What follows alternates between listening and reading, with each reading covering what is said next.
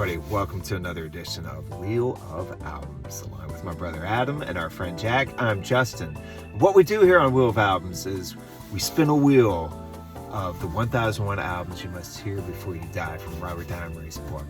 And then from there, we listen to that album for the week. We come together, give our thoughts and opinions, and share them with you. And ultimately, we tell you if we think this album is something you should hear before you die.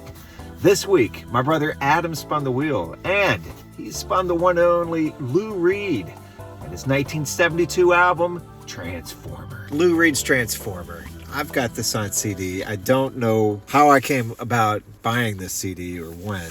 I had a fascination with Satellite of Love there when U2 covered it back in the 90s. I haven't listened to this for quite a long time. How about you guys? You ever listened to Transformer before? Jack, let's start with you. I knew the album from the album cover, but I don't think I've ever listened to the album and sat down and stared at the credits or anything of that nature. So I was actually looking forward to this. Boy, let me tell you, when Transformer was picked, I was pumped. I was ready to get glammed up and get bold with Harry, Mark, and John. Speaking of Harry, Mark, and John, Adam, the amount of characters that Lou Reed pulls inspiration from on Transformer makes this album stand out as one of the classics of the 70s. Lou Reed does paint a lot of colorful pictures from the people in the circles that he ran in New York City and elsewhere. Really, you just got to give it up to Little Joe for his discipline.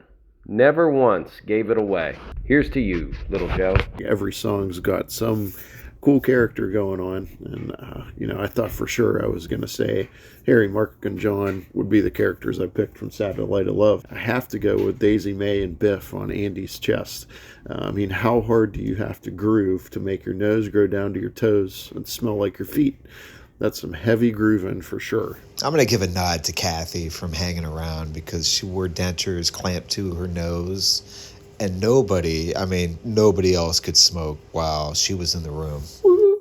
I was unaware of David Bowie's involvement in this record. Same with me, Jack. I just always thought that he was heavily influenced by Bowie because Ziggy Stardust came out around the same time. I'd say the ziggiest moment on Transformer is about 2 minutes and 30 seconds on Satellite of Love when Mr. Ziggy himself steps in for a little background vocals just to remind the listener, hey, I'm here and I'm producing this record. Ziggiest feel, if you will. I'll go with Wagon Wheel. Just it has a very strong T-Rex, Ziggy Stardust feel for me. If the ending on Perfect Day reminds me a lot of Life on Mars from Hunky Dory, then I would say that Mick Ronson's guitar on Vicious reminds me so much of all the great guitar parts on Ziggy Stardust, I'd say. Actually, when I listen to I'm So Free now, I'm almost wondering if there's an Iggy Pop version of that song, because I really think Iggy Pop would do a nice job with I'm So Free. Yes, I am Mother Nature's son. That's for another cast, I'm sure. Ooh, ooh, and I'm the only one. Another reason to love David Bowie, Lou Reed's first solo album bombed. He went to David Bowie and said, hey, will you produce this album for me? And he was shocked when Bowie said, yes, of course I will, Lou. I've been covering all your Velvet Underground songs and I'm a huge fan, so that's what friends are for. Walk on the Wild Side is Lou's signature song, you could arguably say. And this time around, I really appreciated all the nuances, so many different parts of the song that stand out and that I forgot about. Do, do, do. No joke, the colored girls' names were Thunder Thighs. That's got to be the best part of Walk on the Wild Side, most memorable part of it there at the end a little bit. That and the solo sax. I got to second that saxophone part at the end. That's just so blissful. So back alley New York City, not speaking from experience. Just from Lou's experience. And just the saxophone throughout on Walk on the Wild Side's the two biggest things that I've always enjoyed the most about that song. Local radio station, WDVE of Pittsburgh, would have a comedy program on Sundays and also a program called For Headphones Only. I would record that, and they would, bleed into each other. Once one ended, then the other would begin. Ease into a morning, you'd go ahead and put on the Bob and Ray tape, which is what I had, and that would always make me fall back asleep. And then at some point, I'd hear the opening notes of Walk on the Wild Side, and I knew that I had missed that Bob and Ray episode again. I don't know that I've ever heard the whole thing, but I have heard the beginning to Walk on the Wild Side hundreds of times, and it's still soothing. My favorites on here, the big four: Vicious, Perfect Day, Walk on the Wild Side, Satellite of Love. Hanging Around's great. I'm So Free is fun. Andy's Chest is clever. Even the tuba on Makeup, cracks me up.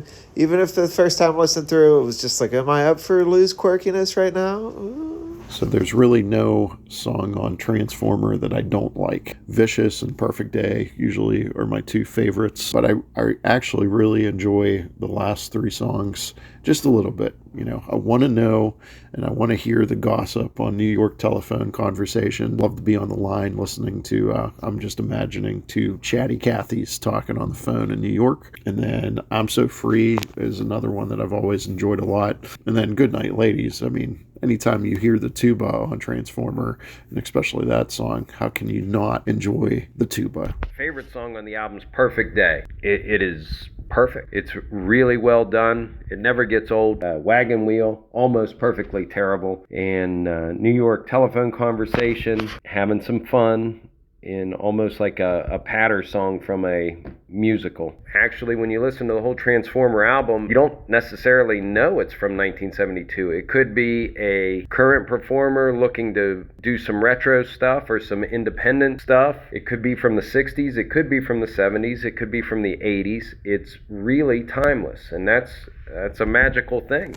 All right, so we ranked all the songs on Transformer from 1 to 10, and our cumulative score gave this a 6.95. Adam loved the album the most, almost, and just a little bit over an 8, his highest rated album yet. And then when we take a look at our favorite songs, not too many surprises here. You got Walk on the Wild Side. You got your Satellite of Love, and at the top, Perfect Day is our favorite song. And Makeup came in last. Adam, let's start with you. So is Transformer an album you need to hear before you die?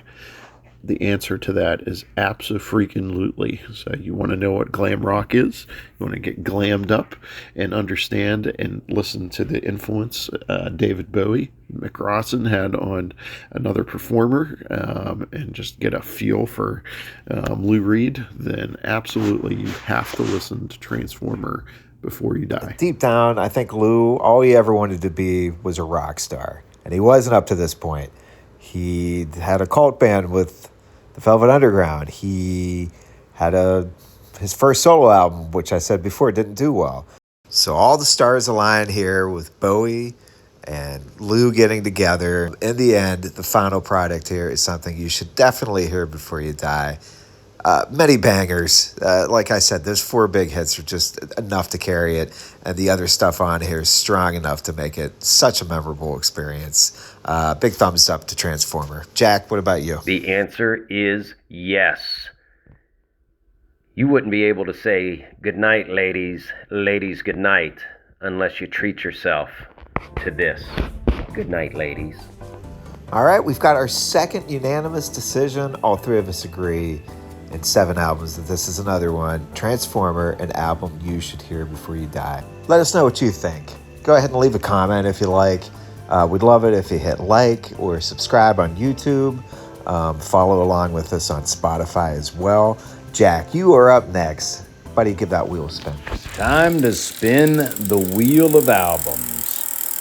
And the wheel goes round and round, and it stops at Crosby, Stills, and Nash. No Young.